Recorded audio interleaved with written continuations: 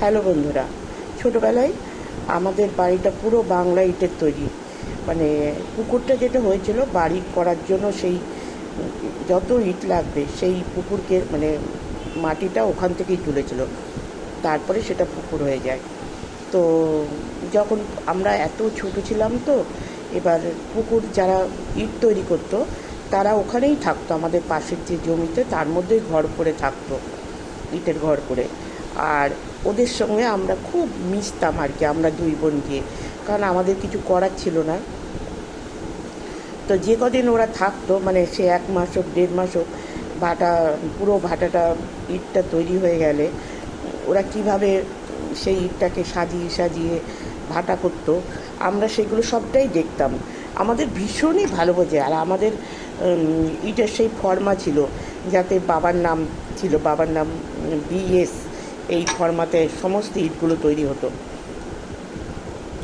তো ওরা ওর মধ্যে বালি দিয়ে ইটটা তৈরি করতো, কি সুন্দর তার দিয়ে কেটে ওটাকে প্লেন করতো। ওইগুলোই আমরা বসে বসে সারা দিন ধরে ওগুলোই দেখতাম, আর ওগুলো দেখতে আমাদের ভীষণই ভালো লাগতো। আর ওরা যখন চলে যেত, মানে ভাটা যেদিন শেষ আগুন দিত, পরের দিন ওরা চলে যেত।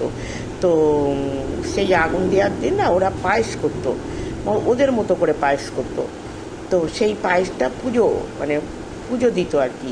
সেই পায়েসটা আমাদের খেতে দিত অল্প করে।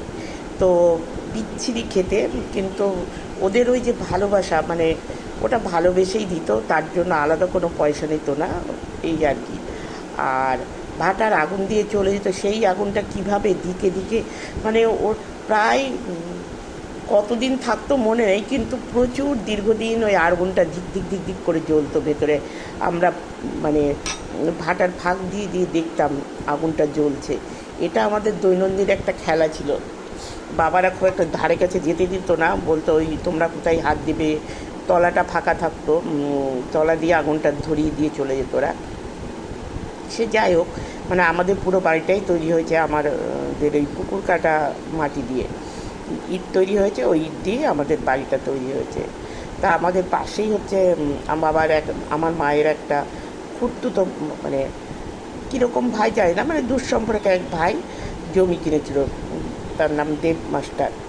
তো উনি মাস্টার ছিলেন, তো জমি কিনে ভীষণ শিক্ষিত লোক, কিন্তু ভীষণ ক্যাচালে লোক ছিল, মানে সবার সঙ্গে গণ্ডগোল, আর ভীষণ কৃপণ লোক ছিলেন। তো ওনার বিয়ে হয়েছিল খুব বড় লোকের ঘরে।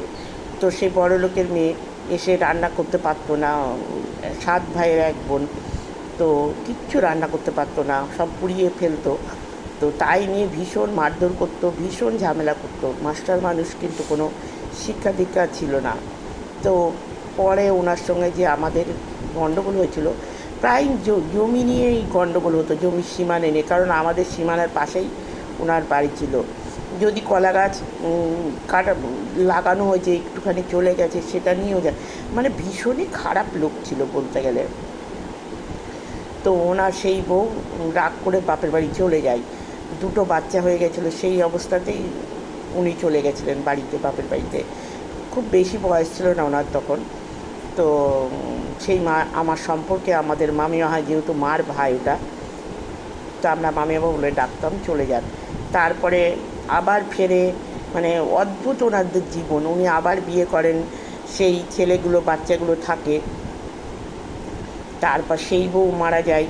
তারপরে আবার সেই বউ, মানে ওনার যে আগেকার ছেলে মেয়ে মায়ের সঙ্গে যোগাযোগ রাখতো, ওনার দ্বিতীয় বউ মারা গেলে আবার সেই বউকে মানে ফিরিয়ে নিয়ে আসে ছেলে মেয়েরা। ভীষণ একটা মানে গল্প ওনার জীবনীটা। আমার দেখা কোনো মানুষের জীবনে যে এত গল্পর আকারে, মানে গল্পই বলা যায়, আকারে টাকারে না, পরিষ্কার একটা গল্প।